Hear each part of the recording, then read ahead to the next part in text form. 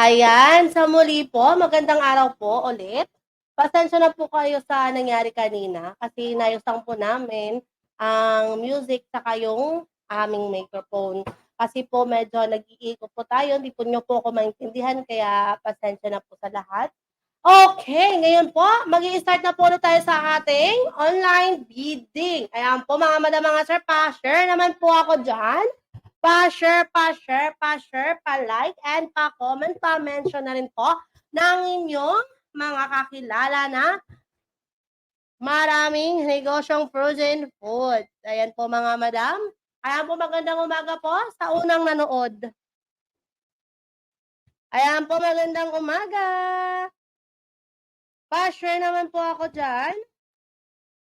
Pa-share po, pa-like, pa-comment,